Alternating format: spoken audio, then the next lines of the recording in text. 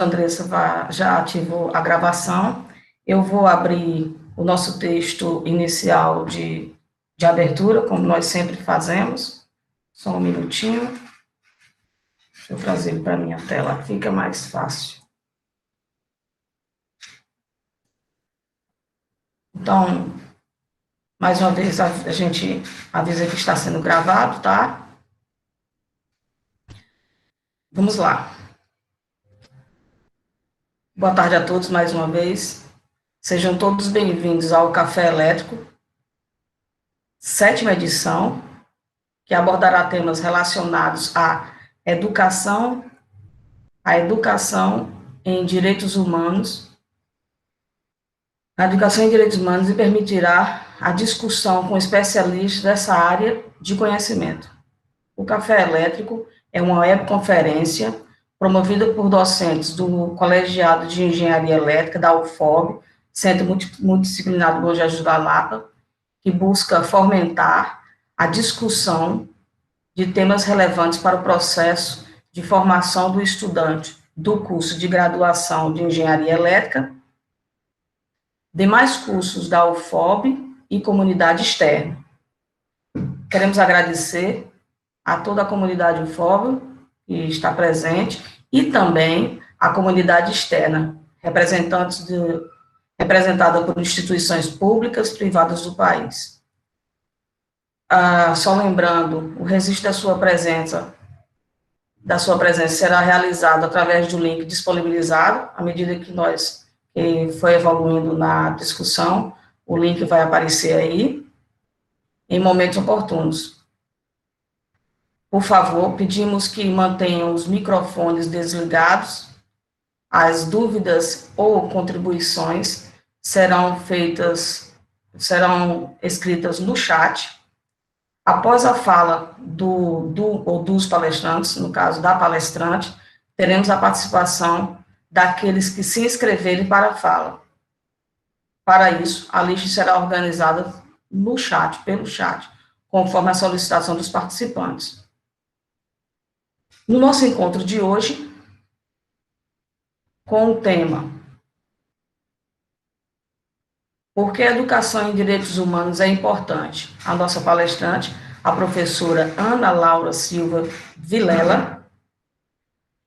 A apresentação, professora, eu vou deixar por conta da senhora. Nada melhor que a senhora falar da senhora mesmo com relação ao seu trabalho. Agradeço mais uma vez a sua participação e passo a palavra para a senhora. Muito obrigada. Vamos lá, pessoal. Sou eu quem agradeço, Nútia, e também a professora Andressa, que foi quem entrou em contato comigo com muita antecedência. Eu queria agradecer o convite, né, do campus de Bom Jesus da Lapa. Eu sou professora aqui do curso de Direito, né, da UFOB, do campus de Barreiras. Dizer que o café elétrico é algo que teve bastante presente nas listas de discussão das professoras e dos professores, né, durante a pandemia, foi uma das atividades mais permanentes e foi muito importante e inspirador mesmo. Muito obrigada mais uma vez pelo convite e também a todas as pessoas presentes aqui para a gente trocar, né? Eu vou pensar muito mais numa conversa aqui, vou trazer alguns pontos. Eu acho que no ensino remoto, não que seja uma atividade de ensino, é uma atividade de extensão essa, né, para o diálogo, é muito indispensável que a gente use slides e outras formas de provocações para manter a gente aqui na tela, mas essa semana foi uma semana particularmente desafiadora na pandemia, então eu vou conversar com vocês hoje muito a partir, né, de uma estrutura que eu pensei de provocações para vocês, para todos nós.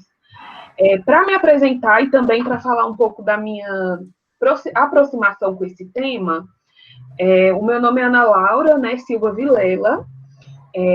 Eu sou professora aqui no campus da UFOB, no curso de Direito, na área de Direitos Humanos, né? Eu dou disciplinas relacionadas aos direitos humanos no curso de Direito e também em outros cursos da UFOB, eu dei por um semestre, em algumas turmas de vários cursos, a disciplina de Educação em Direitos Humanos. E é muito nesse sentido dessa experiência e das discussões que a gente faz nessa disciplina que eu vou tentar conversar com vocês. A outra questão é que eu sou formada em Direito, né? Eu sou advogada, né? Não atuante no momento, porque sou professora, e sou mestra em Direitos Humanos pela Universidade Federal da Paraíba, e sou doutoranda em Direito pela Universidade de Brasília. E para falar desse tema também, é importante, né, colocar a nossa posição política, né, no mundo, na universidade. Eu sou não somente uma pesquisadora na área de direitos humanos, mas eu me considero uma defensora de direitos humanos, né, nos espaços onde eu estou, né. Ser defensora de direitos humanos, longe de ser um super-heroísmo, né, é uma prática bastante complexa, que a gente faz no cotidiano, cheio de contradições, todos e todas nós, e é uma prática pedagógica, né? É um aprendizado, né, coletivo, antes de tudo. Então, e também sou uma pesquisadora e uma feminista. É muito a partir desse lugar que eu vou conversar com vocês hoje, e também dizer que essa disciplina de Educação em Direitos Humanos, a UFOB, tem esse grande avanço de ter para várias disciplinas, para vários cursos de graduação, né? Fora o direito, curso, e fora licenciaturas, para além de licenciaturas. Eu já dei aula para cursos de química, física, farmácia e diversos outros, geografia, história, bacharelados. Então, por quê, né? Por que tem essa disciplina? É algo nesse contexto que eu gostaria de falar com todas vocês. A primeira coisa é que a nossa conversa de hoje, né, nossa sessão do Café Elétrico, e eu vi que vão ter outros 2 debates bem importantes com colegas aqui do Colegiado de Direito, e vai ser bastante enriquecedor para todas e todos vocês ouvirem, mas ao dialogar com a professora Andressa, eu propus uma pergunta, né, que é: por que a educação em direitos humanos é importante? E eu sou professora também de metodologia da pesquisa. E uma das coisas que a gente fala sempre na metodologia é que a gente não deve fazer uma pergunta direcionada. Mas essa pergunta ela é direcionada para que todos e todas nós, quando viéssemos para esse diálogo, a gente pensasse assim: olha, existe isso que se chama de educação em direitos humanos, e essa professora, essa pessoa está já provocando que é importante. Então, por que, né, que ela é importante? Olha, pessoal, falar de educação em direitos humanos é falar de democracia, num contexto... É impossível dissociar essas duas palavras, essas duas expressões, essas duas vivências, né? A educação em direitos humanos e a democracia. E também a democracia não é uma ideia filosófica, né, apenas. A democracia ela é uma vivência que a gente tem num mundo repleto de desigualdades, né, de diferenças, e também de potencialidades de transformação. E aí, é impossível, né, começar a falar desse tema se a gente não pensar no contexto muito específico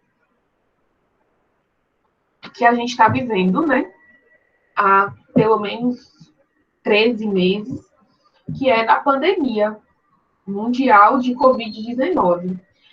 Se a gente pensar, eu queria começar provocando o que é que a pandemia de Covid-19 ela lança de questões de educação em direitos humanos, para, no fim, a gente ter uma proposta básica, uma caracterização um pouco ampla do que seria a educação em direitos humanos.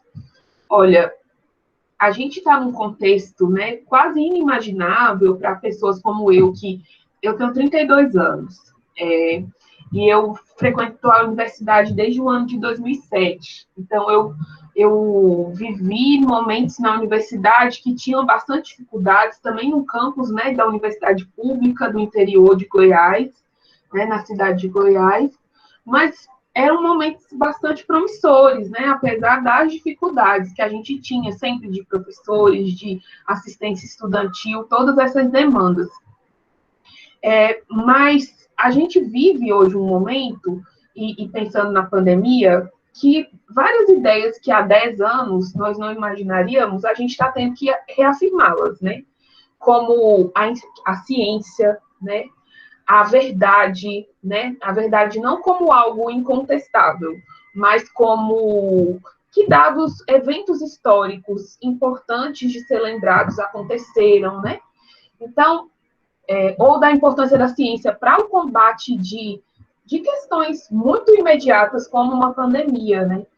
Então, pensar que a gente precisa de vacinas, que a gente precisa se vacinar, que é importante para enfrentar uma pandemia, né? O acesso à informação, o acesso à ciência, a educação em saúde. Isso também é educação em direitos humanos. Eu não quero que a gente pense que tudo é a educação em direitos humanos, mas ter que defender a ciência, o acesso à informação, o direito das pessoas se vacinarem, isso é um processo de educação em direitos humanos. Esse momento da pandemia também, ele coloca para a gente, pessoal, um paralelo muito próximo com um dos contextos que eu vou falar daqui a pouco para vocês, que é um dos contextos fundadores desse debate, como a gente tem hoje, de educação em direitos humanos, que é o Holocausto, né, da Segunda Guerra Mundial. Porque quando a gente tem, né, aproximadamente, eu não sei qual é o número de hoje, se alguém souber, o número de mortos, né, que a gente tem hoje, e uma banalização, né, da morte, né, da desumanidade, né, da perda de outras pessoas, é preciso que esse momento que a gente está vivendo, né, de banalizar a morte, a perda de direitos, é preciso que a educação enfrente isso. É nesse sentido que surge, então, a educação em direitos humanos. Eu estou fazendo esse paralelo aqui muito próxima de uma discussão de um texto de 1964, de um filósofo, 64 ou 65, me perdoe, chamado Theodor Adorno. Ele era alemão, e ele estava falando depois da Segunda Guerra, né? Portanto, em 1964. Aí ele faz essa conferência, que era até para passar na rádio, que se chama Educação após Auschwitz. E nessa conferência, né, tem várias ideias ali que nutrem as concepções de educação em direitos humanos. O que é que o Adorno ele coloca para a gente? Ele coloca que o que aconteceu em Auschwitz, né? Até para contextualizar aqui muito grosseiramente o que é que Auschwitz representa. Auschwitz foi um dos campos de concentração, né, nazista durante a Segunda Guerra Mundial. Era o poder, né, que o Estado pegava a sua máquina burocrática para transformar pessoas em nada, né? E para infringir sofrimento, trabalhos forçados, né? Dizimar em massa um grupo social, no caso dos judeus, e outros grupos sociais também. Então, o Adorno fala assim, que o papel da educação, em qualquer instância, desde do prézinho escolar, até as universidades, até a educação de adultos, qualquer âmbito escolar, o papel principal da educação é que Auschwitz não se repita. Né? Então, ele pergunta nesse texto algo muito, muito, muito válido da gente pensar até hoje. Como que pessoas que passaram 10, 20 anos em bancos escolares, elas produziram Auschwitz, né? Que Auschwitz não foi o Holocausto não foi uma obra de mentes perversas, né? Foi uma vivência política, né, estatal. Então ele fala, olha, quem produziu o Holocausto foram médicos, juristas, engenheiros, foram pessoas que foram à universidade, né? Então, ele fala que toda a tarefa da educação, portanto, deve ser que Auschwitz não se repita. E a partir disso, né, que a gente pode começar a pensar sobre educação em direitos humanos, né? Um dos princípios da educação em direitos humanos é esse, né? O educar para o nunca mais. E eu espero que fique bastante nítido, e eu vou retomar esse texto do Adorno daqui para frente.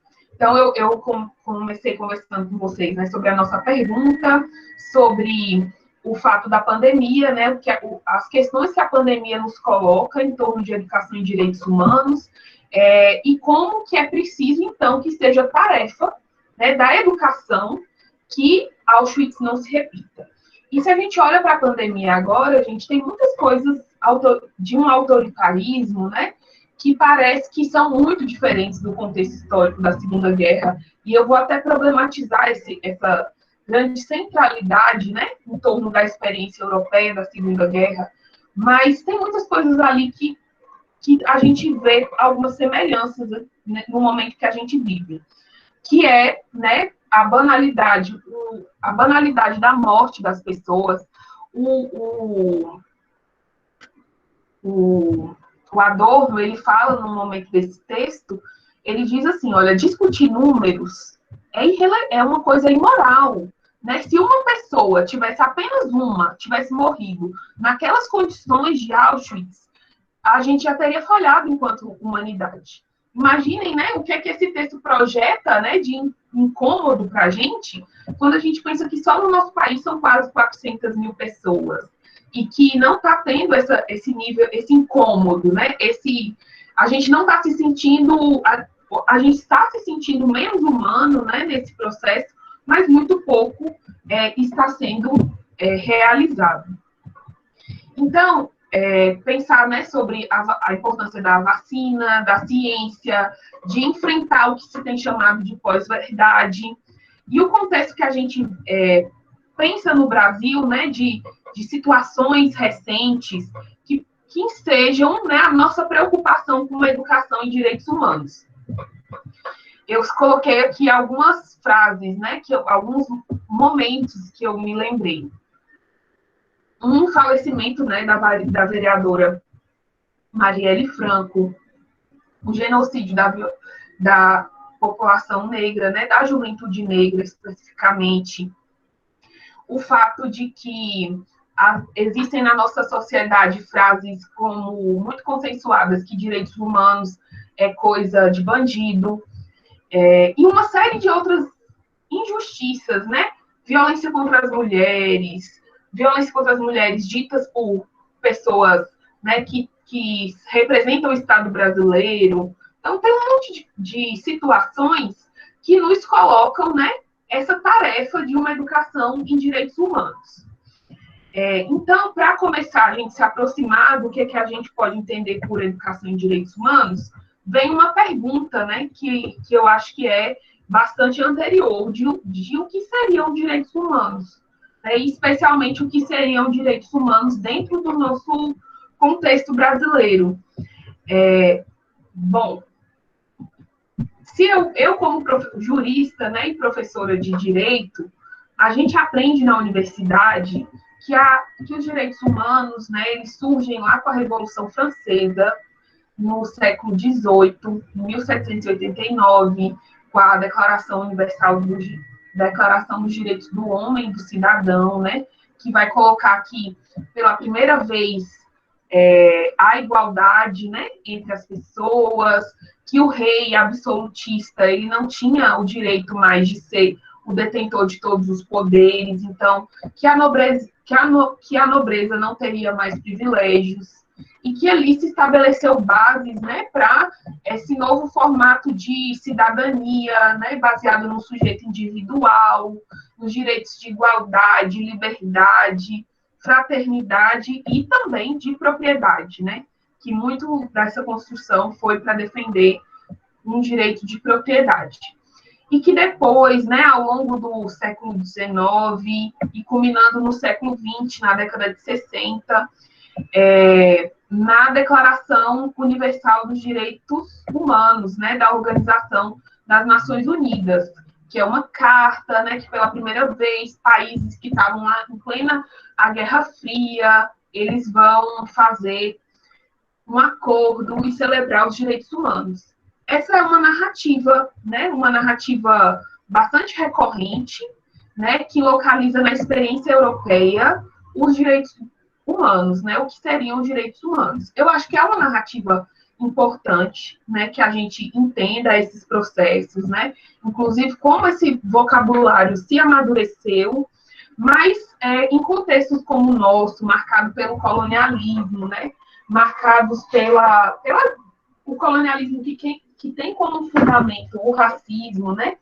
É importante a gente perceber que os direitos humanos, eles são algo bastante profundo, que existe e atravessa, né, essas vivências institucionais. Os direitos humanos, eles têm a ver com a resistência, né, às desigualdades, com as lutas, né, dos grupos por direitos, né?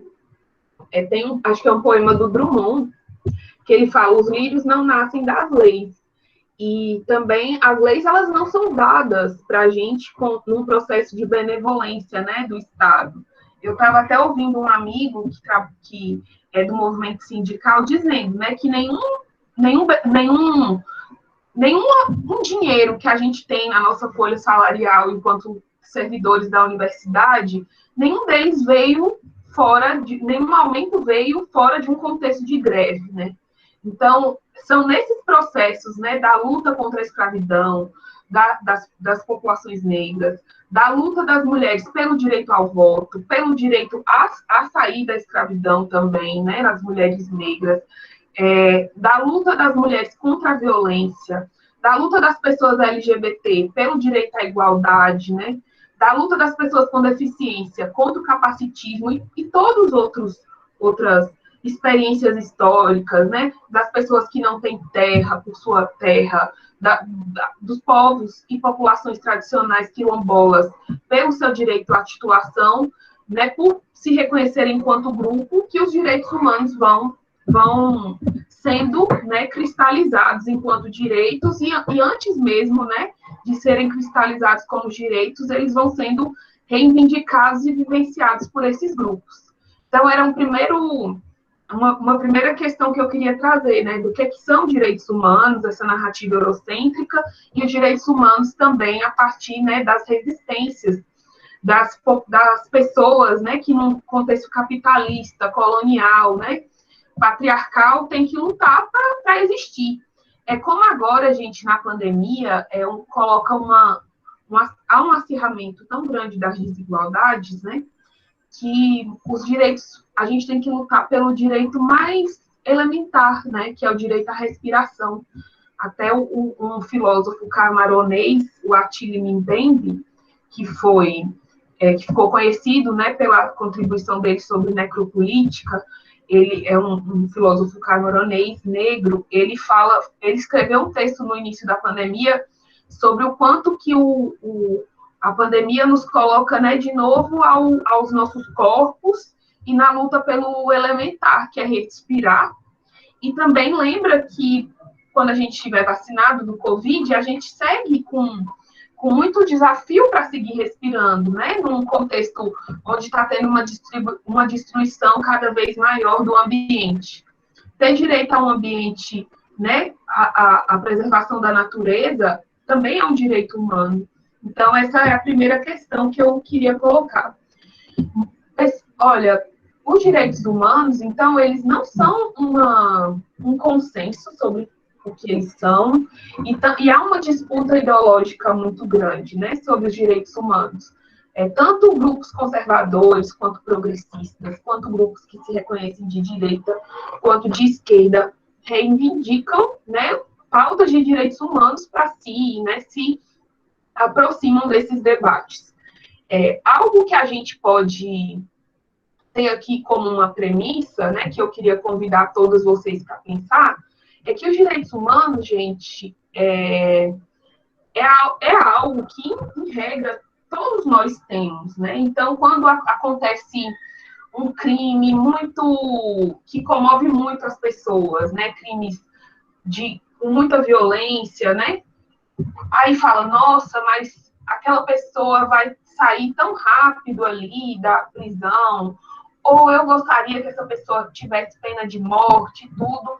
Isso traz um debate sobre, né, os direitos humanos. É muito mobilizado nesse contexto, né, para falar, direitos humanos, então direito de bandido, direito, só serve para isso.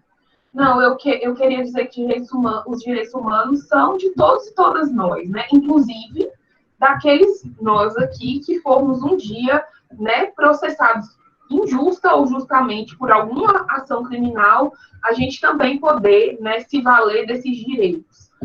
O que há em relação à questão criminal, acima de tudo, e eu acho que o professor Clayton vai trazer isso na próxima vez, é uma mobilização, né, muito grande de que o grande problema no Brasil dos crimes são os homicídios, esses homicídios, assim, muito violentos que a gente percebe. Só que, é claro que esses devem ser, sim, reprovados, e o Brasil nunca abdicou, né, da noção de punição, mas essa não é a grande questão da nossa situação criminal, né, prisional, não é em torno desses crimes que são quase excepcionais, né? É muito mais em torno, né, de pessoas que estão respondendo por tráfico de drogas, por pequenas quantidades, né, e que tem a ver com estruturas de desigualdade da sociedade. Então, é pensar os direitos humanos muito de uma forma complexa, né, como um aprendizado mesmo de sociedade e que a gente precisa, a todo momento, se aprofundar. Então, essa é a noção que eu queria trazer para vocês de direitos humanos, né, como conquistas jurídicas, mas, acima de tudo, como conquistas vindas de resistências, né, daqueles grupos que se veem oprimidos no contexto de uma sociedade capitalista e colonial e patriarcal. Outra coisa muito importante, gente, que, né, eu estou trazendo aqui não como comparações, mas como situações limite, que sempre são lembradas para a gente, como o Holocausto, né, na Segunda Guerra, como a pandemia que a gente está vivendo agora, é sobre o que é o humano, né, dos direitos humanos. Não é uma... Falar em direitos humanos não tem nada muito apaziguado, né? Estão em disputa todas as questões envolvidas, especialmente quem são os humanos dos direitos humanos. Não só para a gente confrontar aquela narrativa comum, né, de direitos humanos para humanos direitos, não é isso. É dizer que, por exemplo, quando a gente pensa, né, na gravidade, foi muito grave o Holocausto, que houve na Europa, né, nos anos 30, 40, é preciso que a gente pense que infelizmente, situações como aquelas, né, de desumanização, de genocídio, não são singularidades, né, não foi uma experiência única. Um exemplo, né, terrível que a gente pode dar é a própria escravidão negra, né, nas Américas, os processos de escravização de pessoas nas Américas, sequestro, né, de pessoas em seus povos na África. Então, são processos que fazem que a gente pense quem são os humanos que muitas vezes vão conseguir acessar os direitos humanos, né? Então, há uma disputa aí de humanidade, de quem são essas pessoas que são consideradas sujeitos de direitos humanos. Então, eu digo isso, gente, porque essa narrativa que eu falei no início, lá da Revolução Francesa, que foi lá que a igualdade foi institucionalizada num documento, depois numa Constituição. Mas percebam, naquele 1789, muitos países, né, potências europeias, metrópoles europeias, ainda eram países colonizadores, né, de outros povos, que ainda mantinham regimes de escravidão. Enquanto muitas mulheres brancas, nós lutávamos por direito a voto, ou direito a não sermos mães compulsoriamente, muitas mulheres negras estavam lutando pelo seu direito à liberdade, ou pelo direito a exercer a sua maternidade, né, considerando que eram sequestradas, né, seus filhos durante o período, né, desse grande terror, né, desse grande horror que foi a escravidão negra, que eu estou trazendo aqui como exemplo, mas há, infelizmente, outros exemplos. Então, quem são os humanos que mobilizam, né, discursos empáticos e de serem respeitados os seus direitos humanos? Nesse sentido, no caso da pandemia agora que a gente está vivendo, é muito comum que a gente se lembre, né, ou que alguém venha e nos lembre que muitas situações terríveis já aconteciam, né, antes da pandemia e que agora só estão agravadas, né? Que essa solidariedade, essa sensibilidade em relação a alguns corpos que morrem e a outros nunca houve, né? Então, o Brasil tem um extermínio de jovens negros que é muito... o número de homens entre 18 e até 29 anos, na verdade, que morrem, né? Se a gente olhar alguns relatórios, são números muito, muito graves, né? O número de pessoas que não têm acesso à educação, não têm acesso à saúde, né?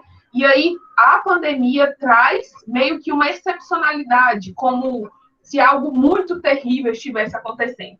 Eu acho que hoje, eu estou em Barreiras,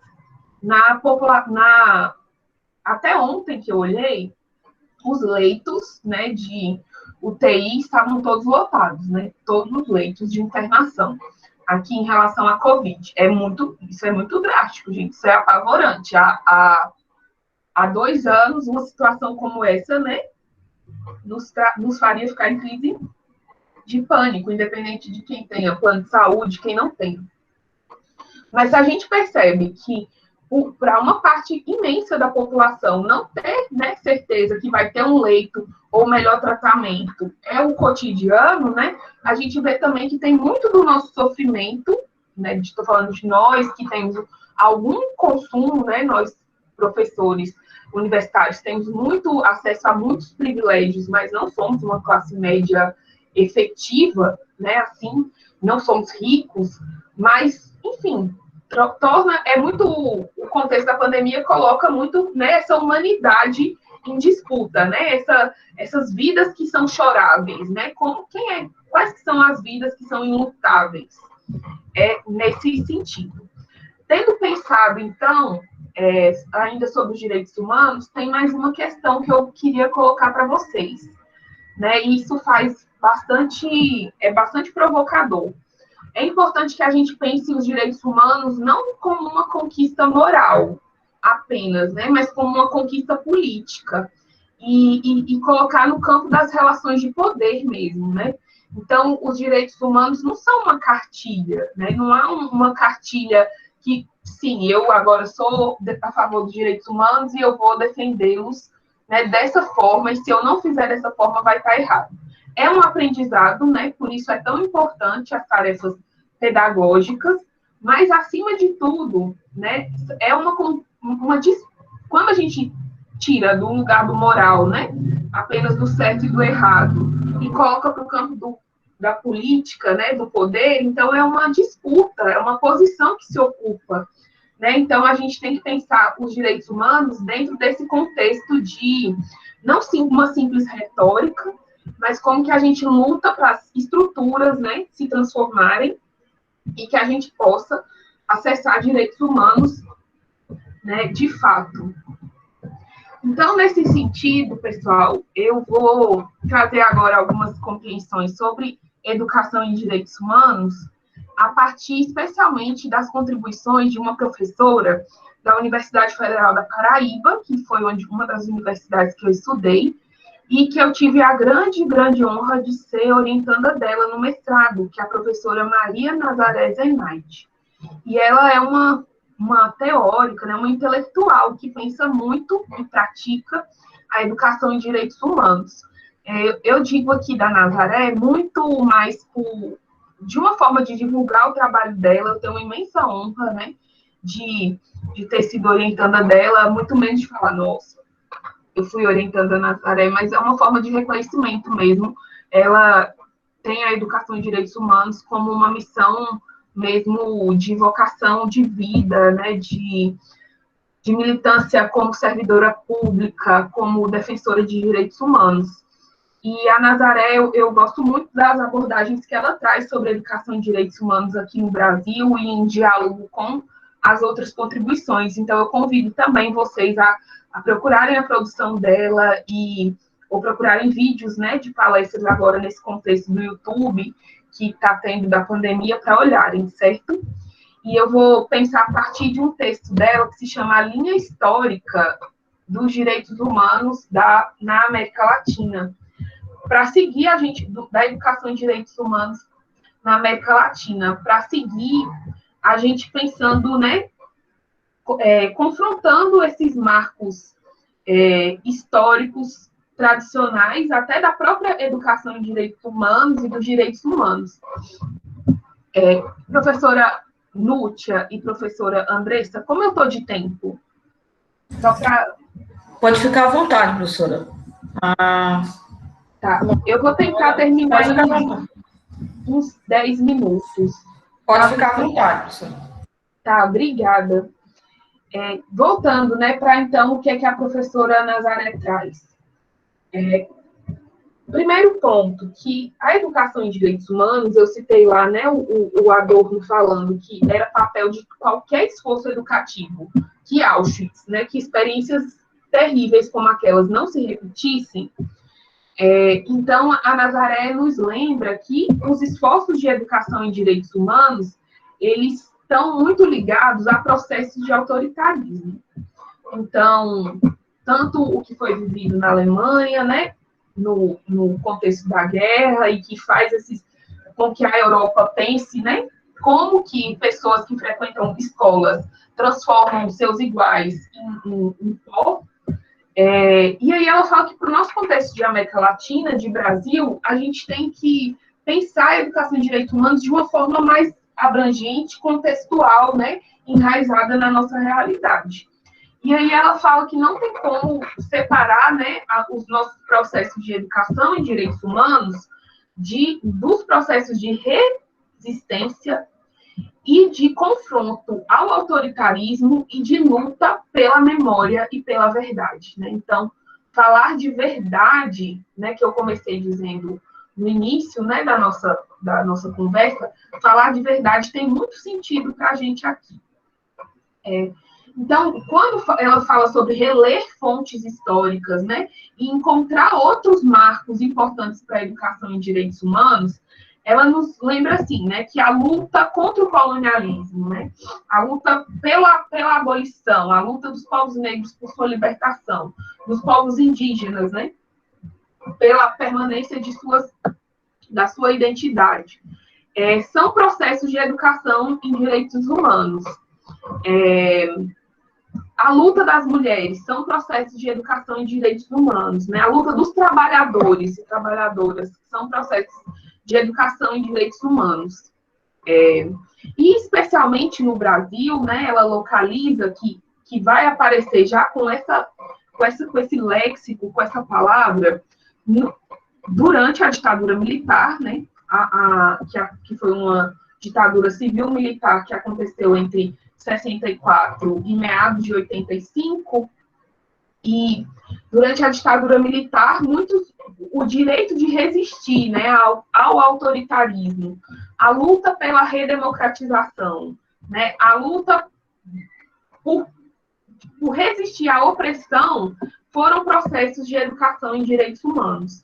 E, especialmente nesse contexto, né, quando se vai lutar pela Constituição de 1988, que é uma Constituição que hoje em dia, né, se fala muito que ela não é mais importante, que ela não serve mais. É muito importante que a gente reposicione ela como uma conquista histórica, né, como algo muito valioso, que defendeu os nossos direitos, né, até agora, né, tem resistido. Então, dentro desse contexto de luta para acabar com o autoritarismo daquele processo de golpe, né, que o Brasil é muito afeito a processos de autoritarismo e de golpes. ali são exemplos, né, de luta pela liberdade e da importância que as pessoas, que nós nos educássemos em torno de uma linguagem de direitos, em torno de uma linguagem em busca da liberdade e, portanto, dos direitos humanos. Então, no nosso país, é preciso, num contexto de desigualdade como o nosso, localizar, né, as demandas, a necessidade por educação em direitos humanos dentro desses contextos, né, de autoritarismo. Tem outra coisa assim que eu fiquei pensando de como eu traria esse debate de uma forma que fosse mais trazer exemplos mais concretos. Aí eu fui pensar, né, o que é que são. Eu sou professora, né, eu não é a minha lotação imediata a disciplina de Educação em Direitos Humanos, mas eu ministrei ela para várias turmas, desde que eu estou na UFOB, e aí eu penso sobre os direitos, os temas que estão lá nessa emenda. Aí, a gente tem direito da criança e do adolescente, né, de educação das relações étnico-raciais, educação e gênero, que é outro tópico muito importante da gente colocar aqui, educação e políticas públicas. Para cada um desses temas, gente, a gente conseguiria localizar, né, sujeitos, movimentos sociais, grupos que enfrentaram a institucionalidade, que foram lutar, disputar a opinião pública, escrever, disputar a universidade nesses temas, né? Se a gente pensa os direitos das crianças e dos adolescentes, ou o próprio direito à educação como um todo, né? Como luta de professores, né? Movimento de mães, movimento de defensores de crianças e adolescentes. Então, a resistência em si é um processo, né, de educação em direitos humanos também. Deixa eu ver aqui mais. Que a gente pode... que eu posso trazer. Então, a educação em direitos humanos, ela tem sempre o seu par uma violação, né, dos direitos humanos que demandam com que a gente pare e pense e precise se educar em torno dos direitos humanos. Há algo aqui que eu queria trazer, mais um princípio, né, da educação em direitos humanos, que é o princípio da não banalização da violência, né? E a educação em direitos humanos surge, portanto, como um novo fazer sociopolítico e pedagógico. Ela brota no seio da sociedade civil, como eu trouxe, e a resistência como um princípio fundante da educação em direitos humanos na América Latina, né? E no Brasil, acima de tudo. E aí vão ter uma série de documentos que vão falar da importância que a educação, em todos os seus níveis, gente, educativos, ela discuta não somente conteúdos, mas práticas pedagógicas, né, em torno dos direitos humanos. E aqui há algo importante, né, para falar sobre educação em direitos humanos, que houveram conquistas, né, em documentos da educação. Tem um Plano Mundial de Educação em Direitos Humanos, que é o plano na Conferência de Viena de 1993. Tem outro plano em 2004. Então, tanto no campo das Nações Unidas, quanto no próprio ordenamento jurídico brasileiro, há leis, né, que falam da importância de discutir e que as práticas pedagógicas levem em consideração e como objetivo, né, a concretização dos direitos humanos. Então, uma primeira coisa aqui, né, tentando reforçar o que eu trouxe até agora, um educar para nunca mais, entender o que são esses direitos humanos, que é algo muito complexo, não há uma resposta pronta, é um aprendizado. A educação em direitos humanos, fundada nas resistências, e, no caso do Brasil, a partir da redemocratização da Constituição de 88, da luta contra a ditadura, veio sendo institucionalizada gradativamente na década de 90, né, dos anos 2000, e com uma série de paradas, né, mas muitas lutas sociais também, agora, né, a partir do golpe de 2016. E também por uma discussão social muito deturpadora do que são os direitos humanos, né? Então, é quase uma palavra maldita que não deve ser pronunciada, é coisa de determinado grupo, né? Estereotipando pessoas que defendem os direitos humanos, que militam pelos direitos humanos. Então, localizar, né, não só nos documentos, mas nas práticas pedagógicas da educação formal. Né? Então, é por isso que a UFOB tem educação em direitos humanos para diferentes cursos, né? Entendendo que é muito importante. Mas, por outro lado, gente, eu não quero que vocês pensem aqui, e isso é o que nos toca, né, muito nessa tarde, é que a educação em direitos humanos ela é só um compromisso do Estado, que tem sim que colocar em prática, da educação, que tem sim que se preocupar, se ocupar, acima de tudo, né, da educação em direitos humanos, mas ela é também um compromisso da sociedade, né, das organizações da sociedade civil e também dos sujeitos, né, dos cidadãos, das cidadãs. Então, a educação em direitos humanos permeia a iniciativa privada também, a mídia deveria ter um papel muito mais importante, muito mais forte para educar em direitos humanos, em vez, né, de ser uma grande violadora de direitos humanos. Essa semana mesmo, né, eu estava vendo algumas reportagens sobre um confronto entre policiais, né, e pessoas que os policiais estavam atirando, e morreram 29. E aí a mídia retrata como morreram 29 suspeitos e não 29 pessoas. E aquela discussão sobre humanidade, né? Quem são os humanos, dos direitos humanos, ela ganha muito sentido aqui quando, digamos que um adolescente negro pratique um ato infracional, né? Porque adolescente não pratica crime.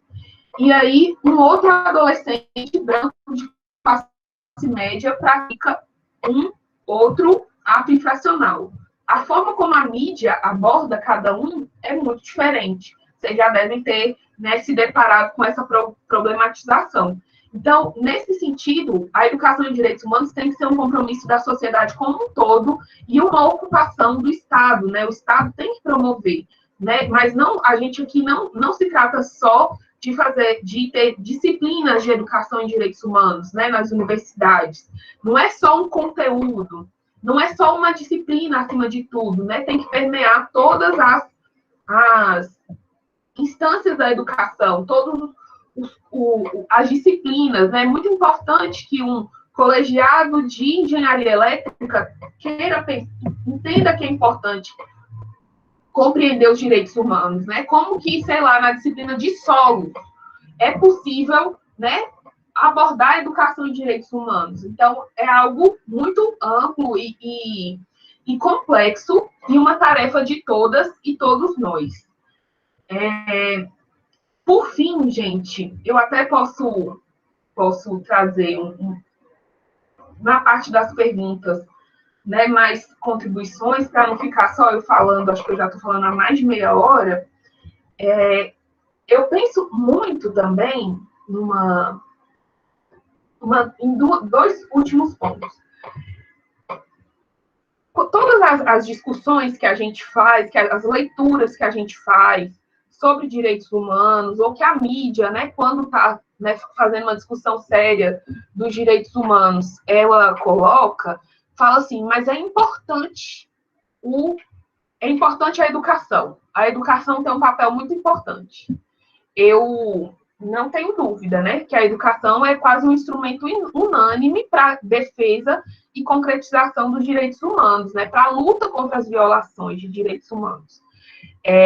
Então, até o Paulo Freire, né, que é um pedagogo brasileiro muito importante e muito lido lá fora, né, o Paulo Freire, mas ele atentava para uma coisa, né, que a educação não é salvadora.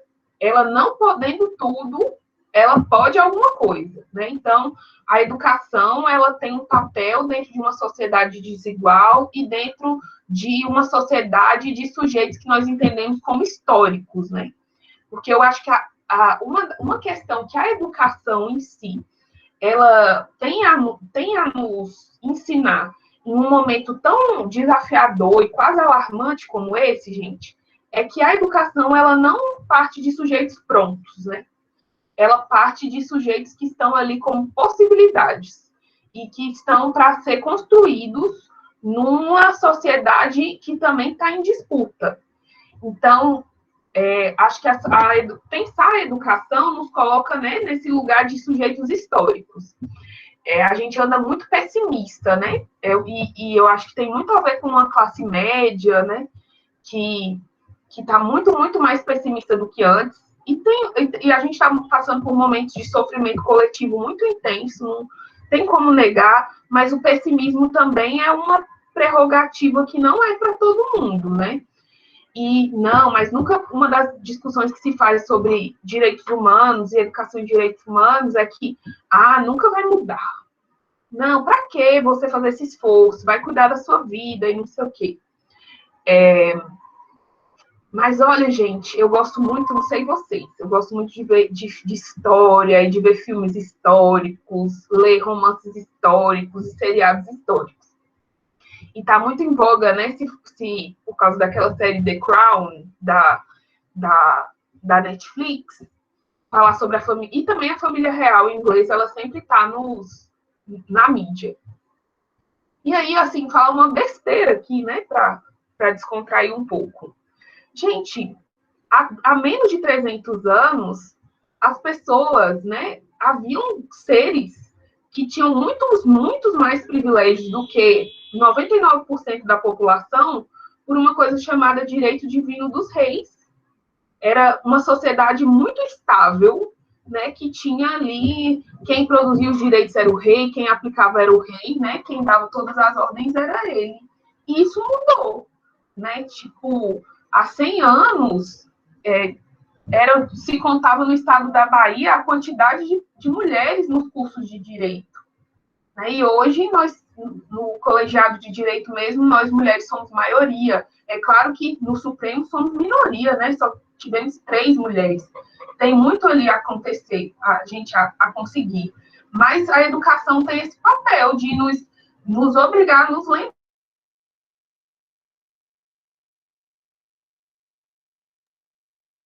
Mesmo muito difícil, passíveis de transformação. Tendo feito todas essas questões, né, por que a educação em direitos humanos é importante? É importante porque a gente entende que todos nós, que eu tenho o dever de respeitar os direitos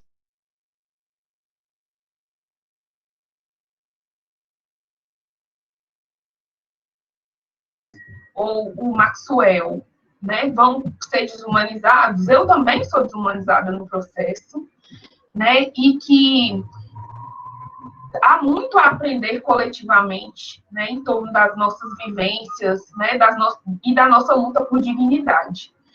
Então, por exemplo, muito se fala, e essa é a dimensão que eu vou trazer, não, porque direitos humanos e educação em direitos humanos tem a ver com o politicamente correto. Ou é uma chatice, é um pode e não pode. É só a gente lembrar, né, que não é uma simples retórica e que educação em direitos humanos tem a ver da forma como nós vivemos nossas vidas e nós queremos tê-las respeitadas. Então, fazer uso de expressões ou de práticas discriminatórias de grupos, né? Muitas palavras e expressões da língua portuguesa que são racistas, que são sexistas, né? Ou o próprio o humor, a comédia, né? Baseada no estereótipo, no estigma de grupos. Tudo isso é assunto de educação em direitos humanos. Tudo isso é um dever que a gente tem de se educar, né? E é uma educação que não tem a ver só com doutores e doutoras ilustradas, né? Juristas, mas que tem a ver com um aprendizado mesmo coletivo, né? coletivo, que precisa das nossas presenças, né? Que eu explique, que eu me coloque na sociedade como eu quero ser respeitada, como uma mulher gorda, né? Como uma professora, quais que são os meus deveres, quais são meus direitos, e que a gente vá aprendendo, né? Porque democracia tem muito a ver com conflito, né? O conflito é parte desse aprendizado. Então, é isso. Eu espero que eu tenha feito sentido, né? Que eu tenha me feito compreender e me coloco para questões, né? Para que a gente converse mais, né? Para a gente aprender juntas e juntos. Muito obrigada e eu devolvo a palavra para a professora Nútia. Obrigada, professora, pela apresentação. Abre muito, né, a nossa cabeça com relação a onde a gente está agora. Eu vou... Quem tiver alguma pergunta, por favor, fazer a inscrição no chat. Enquanto isso, eu vou fazer uma pergunta. Professora, com relação a direitos humanos, eu vi que a senhora passou por vários temas, né? Gênero, mulher, a história. Com relação à pandemia, qual seria a maior contribuição, ou uma das contribuições relacionadas aos direitos humanos? O que é que a senhora teria para nos dizer? Sim. Bom, a pandemia, né, eu trouxe esse assunto do início para a gente começar conversando. A pandemia coloca nossa dimensão civilizatória em questão, né? Coloca os princípios democráticos em questão, tanto por estados, né, quanto por indivíduos, por movimentos.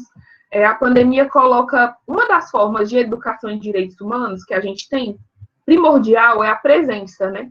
É a nossa corporalidade na rua para enfrentar as desigualdades. Uma pandemia como essa nos faz ter que pensar criativamente sobre outras formas que a gente tem para se encontrar e para resistir. Eu acho que é a primeira questão. Outras questões em relação aos direitos humanos, né, como eu disse, né, a partir do Mbembe, respirar. Vejam, gente, já teve vários casos aqui no Brasil, né, de pessoas de classe média alta, pessoas verdadeiramente ricas, querendo furar a fila para as vacinas. Vejam a importância do princípio democrático, né, que independentemente do dinheiro que a gente tenha, vai ser respeitada as necessidades, né? Quem precisa primeiro da vacina, pessoas idosas, pessoas em grupos de risco vão receber. Então, coloca essa questão para a gente muito, muito pontuada. Outra coisa muito importante, né, que a pandemia nos coloca, o aprofundamento, né, de desigualdades, né? Quem são as pessoas que mais morrem no Brasil? É muito importante que quem pode, né, que quem trabalha, tem condições, né, de ficar em casa, permaneça em casa, né, não se aglomere. E quem teve que trabalhar desde o dia 1 da pandemia, né? Então, há muitas desigualdades que estão sendo, muitos direitos humanos que precisam ser reivindicados, que precisam ser colocados em prática pelo Estado brasileiro, como o direito ao auxílio emergencial, que é o direito a se alimentar, né, que muitas pessoas voltaram a ter o seu direito à alimentação fragilizado, né, então estão em situação de vulnerabilidade alimentar, direito, então, a ter o auxílio emergencial, né, direito a ter condições de se educar, né, a gente está aqui, todas temos internet, e quantos não têm acesso à internet para seguir os seus cursos, né, as crianças que não estão tendo acesso à educação. Então, são uma série de temas, de vivências que a pandemia torna muito, muito mais agudas, né? E aí a gente tem mesmo um papel de defender a vacinação, que é um assunto... Acho que ser a favor da vacina, né, conversar com as outras pessoas sobre a vacina, né, se informar e defender o Sistema Único de Saúde, né, que a gente tem, que uma das formas como a pandemia não está pior no nosso país, acreditem, é porque a gente tem um SUS que tem que por mais que esteja pouquíssimo financiado, tem já um histórico, um aprendizado, né, de saúde pública muito grande. Então, são muitos os temas que se colocam para a gente em torno da relação entre pandemia e direitos humanos, né? Sobre essa naturalização de quem são as pessoas que morrem, né? E quais que são as que geram comoção social. E é claro que toda morte é para ser sofrida. Mas quais as que são muito mais sofridas, né? Quais que são naturalizadas, né? Quais que são banalizadas. Então, a pandemia coloca, né, a necessidade de que a gente encontre outros meios de presença para lutar pelos nossos direitos, né? Enquanto mulheres, enquanto categorias, né, de trabalhadores e trabalhadoras. É algo nesse sentido, professora Núcia. Não sei, é muito difícil, né, responder essa pergunta, mas são as coisas que me ocorrem agora. Ok, professora, não, sim, respondido. É bem abrangente, né? Então, são vários objetos de estudo, né, em cada categoria dentro da pandemia, né? É muito complicado. Pessoal, perguntas para a professora Ana Paula?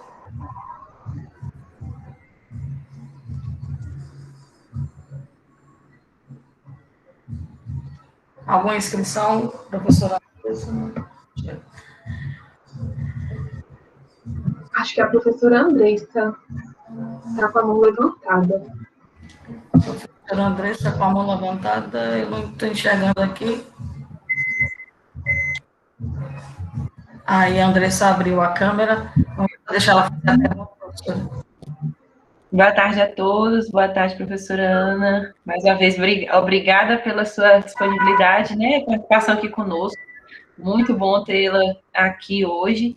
E minha pergunta é voltada a essa questão, né, até do nosso próprio tema de educação e direitos humanos, frente, assim, à situação do ensino, da educação dentro da nossa própria universidade, né, como professora do curso de Direito, vinculado também aos demais cursos, né? Porque apesar de estarmos no curso de engenharia elétrica, nós como promotores desse evento, nós também temos o curso, né? Uma matéria no curso que está relacionado ao próprio direito em si. E qual é a sua visão, qual é a sua percepção dentro da própria universidade a essa questão da educação dos direitos humanos bem disseminada, bem solidificada, né, frente aos estudantes, frente aos docentes em si? Como é a sua percepção nesse sentido? Certo, professora Andressa, foi excelente a sua pergunta, que me faz trazer um aspecto fundamental que eu não podia deixar de falar, que é sobre o nosso lugar de universidade, né? Que eu quis muito colocar que não é só um assunto de sala de aula, que é uma construção social, que perpassa a educação, mas nós, enquanto universidade, a gente tem tarefas e também tem muitas especificidades, muitos desafios e algumas potências. Eu queria falar um pouco disso. Olha, quando uma das provas, assim, de que é muito importante que a educação em direitos humanos na universidade é quando dentro da nossa própria universidade, nem me ocorre agora algum exemplo específico da UFOB, mas dentro das universidades a quantidade de violações, né, que a gente vive. Então, é tipo uma calorada que chama... Eu me lembro que assim que eu fui para o UFPB, que eu me mudei de Goiás para Paraíba, teve uma atividade, uma calorada de alguma engenharia que tinha colocado como rifa uma noite com uma prostituta. E aí, eu não estou falando isso nem para chocar, não, mas é só para a gente se lembrar de algumas atividades, algumas situações, né, extremas, como essas que a gente se depara na universidade, né? São várias, né? O assédio na universidade, casos de racismo dentro da universidade, a demanda por saúde mental, especialmente na pandemia. Então, tem muitas questões. situações como essa que eu coloquei demonstram que todos nós, né, estudantes, servidores técnicos, servidores e servidoras docentes, a gente tem aí tarefas para pensar, né, como que a gente coloca, né, a questão de respeito aos direitos humanos, de uma cultura de paz, né, de uma cultura de não violência, em todas as nossas atividades, né, de gestão, de ensino, de pesquisa e de extensão. Então, acho que a universidade tem muitas tarefas, né, porque a universidade não está fora da sociedade. Então, as desigualdades, os conflitos, eles estão sempre aqui colocados de uma forma, às vezes, até um pouco radical, né, pelo tamanho das questões. Então, olha, na UFOB tem um grande avanço de ter essa disciplina nas graduações. Eu não tenho a menor dúvida, isso é muito bom. Mas, por outro lado, a gente não pode achar que seja só para ser discutido nessa disciplina. Porque, como professora de direitos humanos, eu sempre percebo isso, né? Que acho, não, isso é tema de direitos humanos, vai ser lá com a Ana Laura. Não, por exemplo, professora Andressa, você dá aula de quê na engenharia elétrica? Alguém me daria um exemplo de alguma disciplina na engenharia elétrica? Pode ligar? De direitos humanos, no caso? Não, qualquer disciplina. Qualquer uma. Eletromagnetismo. Sim. O grande desafio é como que a gente pode trabalhar as questões de direitos humanos, não só de forma de conteúdo, mas dentro de uma disciplina como eletromagnetismo, né? Gente, e as formas, né, são as mais variadas. Digamos que, se a gente... Vamos pensar como conteúdo, como metodologia, como prática pedagógica, como avaliação. Se a gente pega numa disciplina dessas ciências hard e tenta pensar como que o gênero está colocado, né? Do tipo, a gente lê alguma mulher em eletromagnetismo, né? Tem alguma autora, né? Trazer em momentos pontuais, pensar, né, nas práticas de avaliação, de metodologia, como que a gente pensa essas questões, né? Ou do tipo, fazer pesquisas no campo da física para pensar situações,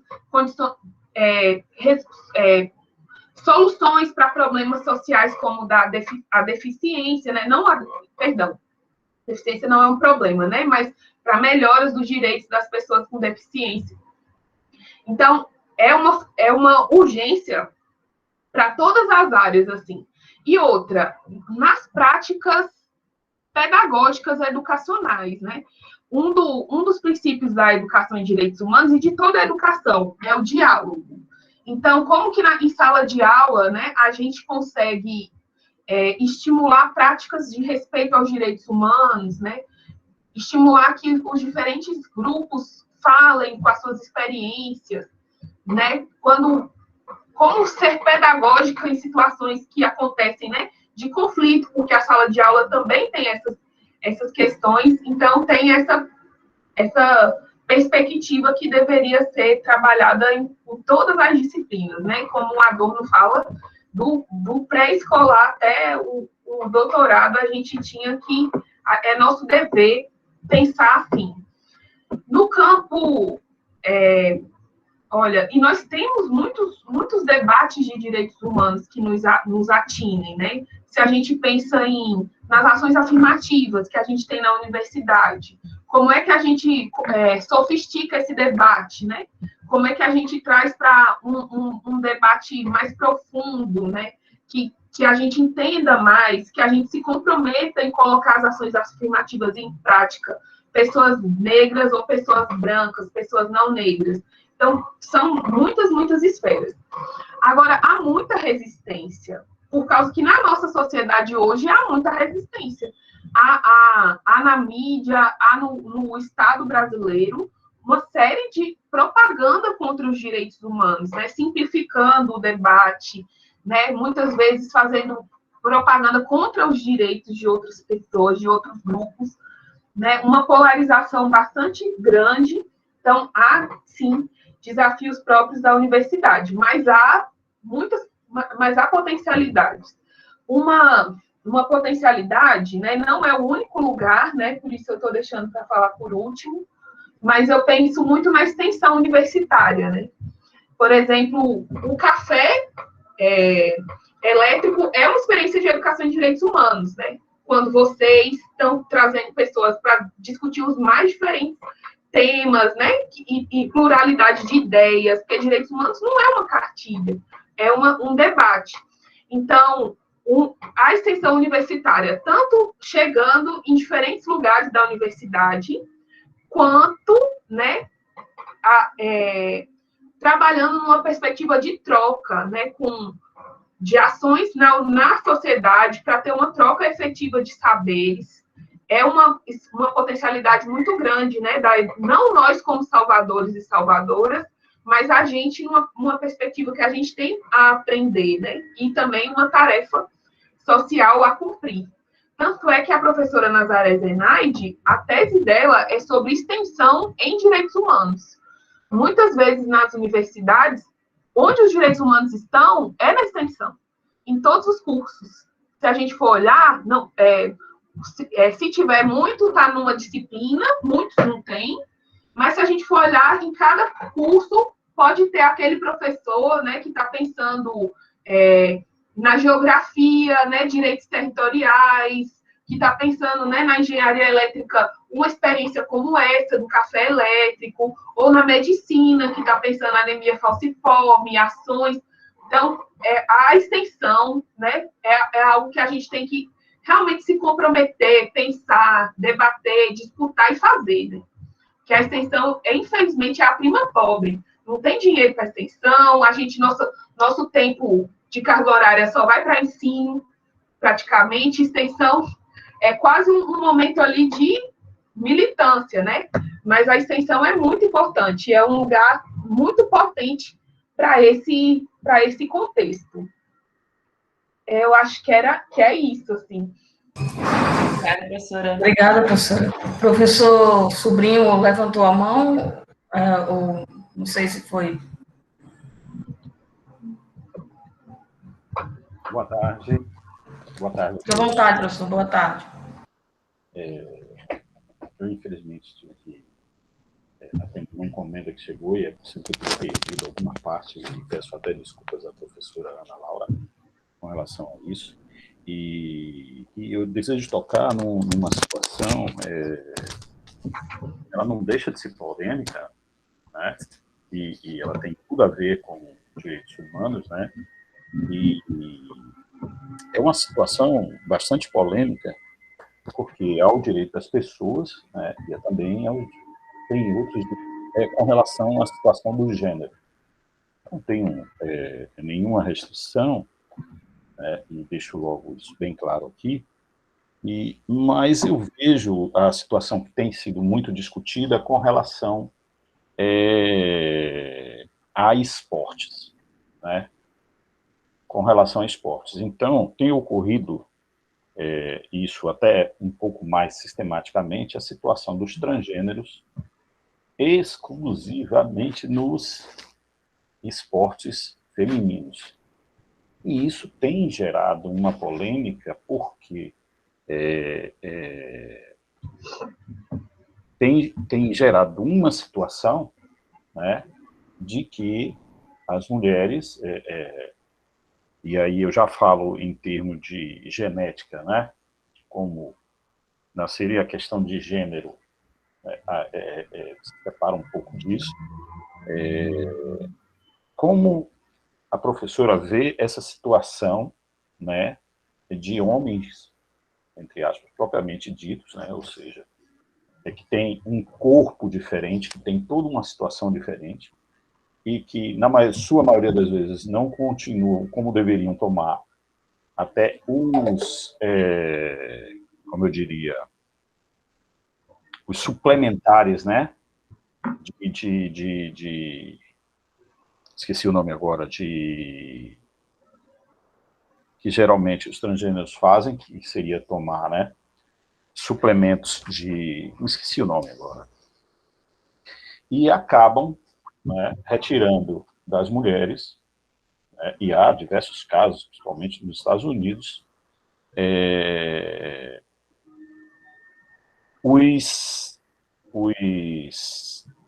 os prêmios ou as colocações em diversas competições de uso, principalmente da força. Como é que a professora vê essa situação, né, que ocorre hoje?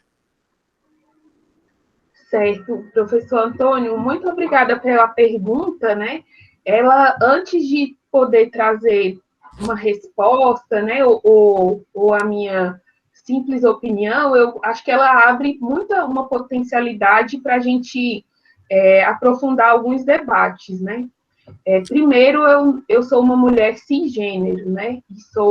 Então, eu acho que uma das coisas muito importantes, por exemplo, de educação em direitos humanos, que a gente tem como demanda na universidade, é, inclusive, a presença, né, de pessoas transexuais e transgêneras aqui, né? Tanto como estudantes, quanto como docentes. Eu acho que é muito urgente e é um aprendizado que a gente precisa ter muito, muito forte, muito urgente isso. Eu não conheço, eu realmente desconheço essa questão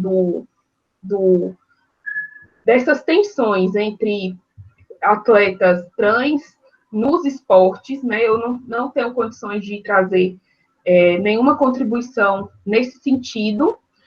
O que eu poderia tentar colocar, né, para nos ajudar a pensar, é sobre a importância de que nós, né, da educação sobre gênero nas escolas, na universidade, né, para a gente pensar esses assuntos, né, de múltiplas abordagens, né, que são assuntos bastante... não vamos nem colocar como delicados. Eu, pessoalmente, não gosto muito quando a gente joga os direitos humanos para o campo do que é delicado ou do polêmico. Eu acho que é realmente algo que tem muitas abordagens, tem muitos pontos de vista e que a gente precisa conhecer mais e, né, ter disponibilidade, estar disponível a entender assuntos que muitas vezes a gente não conhece. Sobre a questão da transgeneridade, a única coisa que eu posso pensar junto com a gente é sobre, que eu acho que me cabe, perdão, gente, eu moro bem no centro,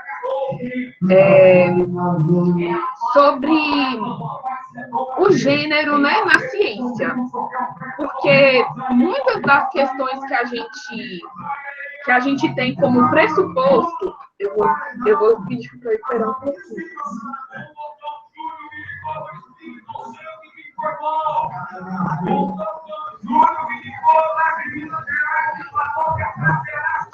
Muitas das questões que a gente tem como pressuposto, elas podem ser melhor aprofundadas, né?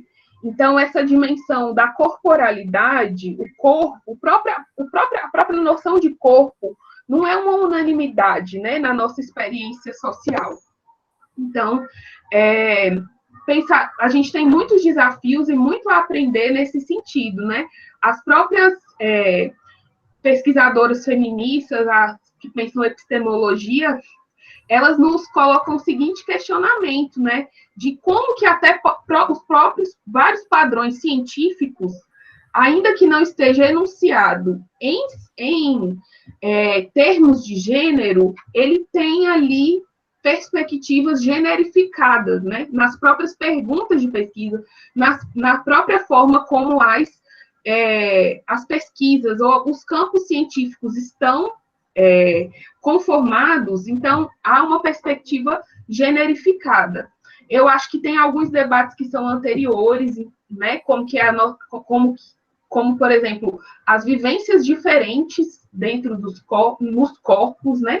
E que não é ter uma vivência, né, diferente no corpo, não me parece que é algo exclusivo, né, das pessoas trans, e aí a gente tem muito a aprender, aprender ouvindo essas pessoas, né, fazendo um debate bastante aprofundado, e também pensando nas questões que se colocam bastante anteriores, né? O Brasil tem um número de pessoas, a estimativa de vida de pessoas trans no Brasil é muito pequena, há pouquíssima representatividade, né, das pessoas trans em espaços de educação, em espaços políticos, né, na representação política, na própria mídia. Pensem no Brasil, até quando as pessoas trans vão ser representadas, gente, isso é sim uma discussão de direitos humanos, elas são representadas por atrizes e atores cis, né, e não tem espaços no mercado de trabalho. Enfim, é o máximo que eu posso, né, trazer em torno de um assunto tão importante e que eu não sou pesquisadora nessa área e que nem tenho muita experiência, mas é muito importante a defesa, né, dos direitos desses grupos. Mas muito obrigada, professor, pela pergunta. Obrigado. O termo que eu queria lembrar era hormônios, porque quando a situação, como eu disse anteriormente, eu já vi muitos casos inclusive, de crianças, né, que se viram transgêneros, né, um caso bem conhecido de uma no Japão, né, e o que me chamou a atenção justamente nessa parte é que há uma mudança, mas é quase como uma área assim, que está sendo bem debatida hoje no mundo, né, principalmente nos Estados Unidos. Tem alguns estados até que proibiram, né? Eu queria discutir apenas, como a professora falou, mas entendo que é um campo muito diverso. E eu agradeço pela resposta mais uma vez, pela sua presença, tá bom? E espero participar em outras situações, né, de suas apresentações, tá bom? Muito obrigado mais uma vez.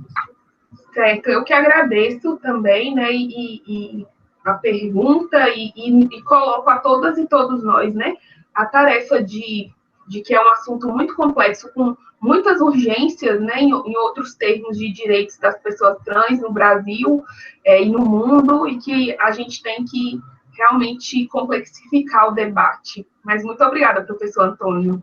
Ok, obrigado. Obrigada, professor Antônio.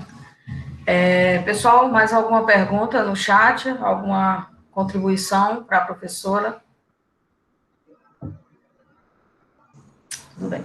Professora, então nós vamos encerrar a apresentação, mas eu gostaria que a senhora fizesse suas colocações finais, suas observações finais, e agradecer mais uma vez pela sua participação, e espero contar sempre com a senhora no nosso grupo de debates sobre esses temas, né, que eu estava, quando a senhora fez a pergunta com a professora Andressa com relação ao eletromagnetismo, alguma coisa assim, eu lembrei, né, de quero pontuar, uma coisa que eu lembrei, que a gente está nos cursos, né, nas exatas que eu posso falar, que a gente forma, né, a gente forma profissionais que vão para as empresas, que vão para novas, é um fator multiplicativo, né, que vão para as academias, que vão para os centros de pesquisa, mas principalmente vão para empresas, né, engenheiros vão para empresas.